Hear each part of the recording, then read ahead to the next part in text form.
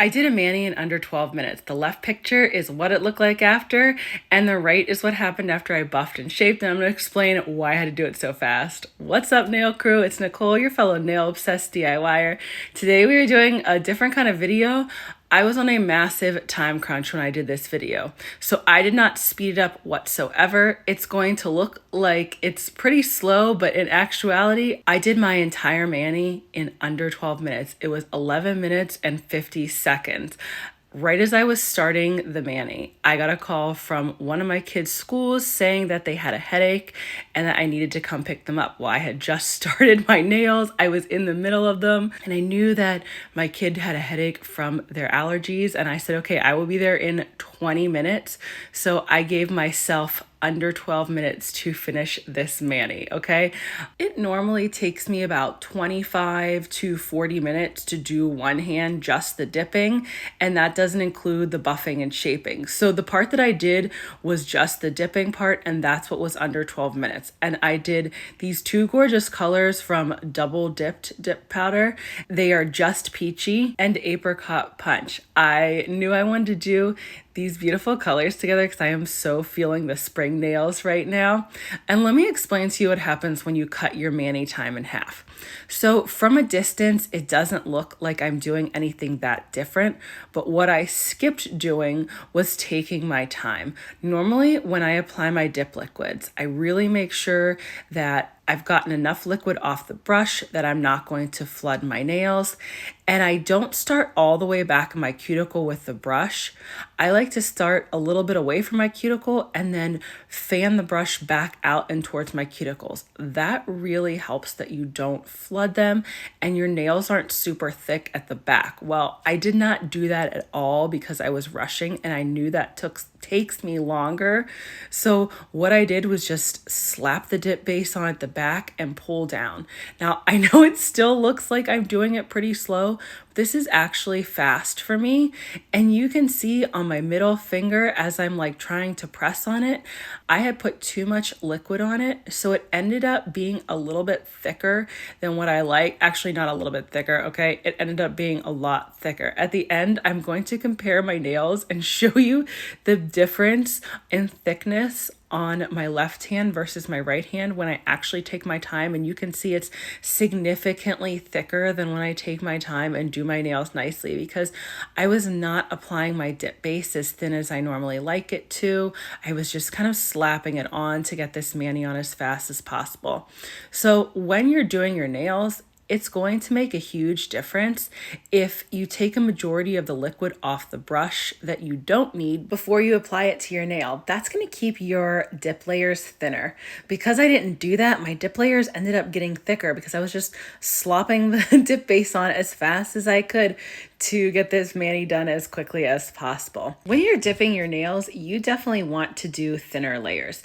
If you're getting cracking, chipping, or lifting, and you're only doing, say, 2 or 3 layers, most likely what's happening is 1, you don't have enough layers down, and 2, your layers are too thick. That could be another problem. It's better to do a higher number of thinner layers than a lower number of thicker layers of dip powder. So if you're somebody who's struggling with like lifting or cracking or chipping, those are some of the things that you want to think about. The first thing is always prep. Think about, so if you prepped your nails really well and you've gone through and like done everything you possibly can, but your nails are still lifting or cracking or chipping, then that would be the next thing I check is how many layers you're doing. So you can see me not really wiping off much of the liquid on the inside, and I only did 2 layers of the powder and then 1 layer of clear powder. And then I finished my mani. So I do have builder gel on underneath, which is obviously going to make my nails a little bit thicker.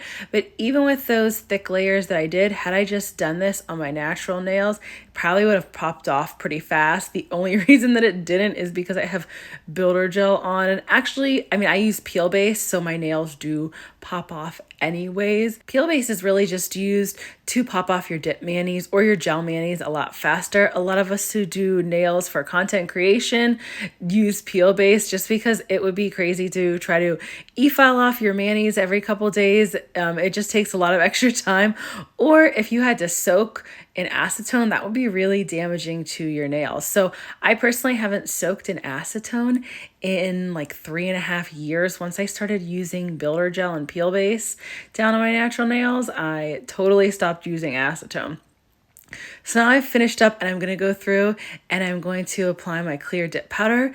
You always want to apply that as your last layer because that protects your colors, your glitters, flakes, foils, whatever you're doing, it protects it when you buff and file and shape. Now, I don't often dip my nail in, but again, I was trying to really hurry, so I just kept dipping my nail in over and over, and that adds to the thickness too. Continuing to do that, dipping it in a bunch of times.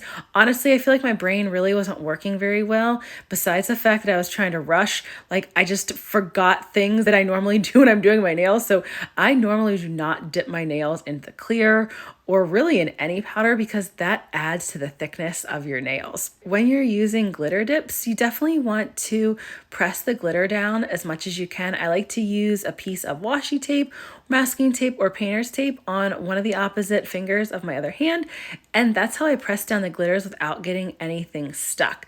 So let's say you had a glitter on and you didn't put clear over it. If you tried to like really buff it smooth, you're gonna buff off some of the glitter first, and then some of the glitter is going to change to a silverish color. That's what can happen when you're buffing. So using clear as your last layer is really, really helpful if you want to make sure that your dip colors look really nice. And after you did all this work, even when you're rushing and your nails are too thick, you definitely still want to use clear because then it's going to protect your beautiful colors. So even though this mani was a bit wild, I did not do it at all how I normally do. I mean, you can see here on my thumb as I'm doing my thumbnail with the clear dip powder, it is super, super thick.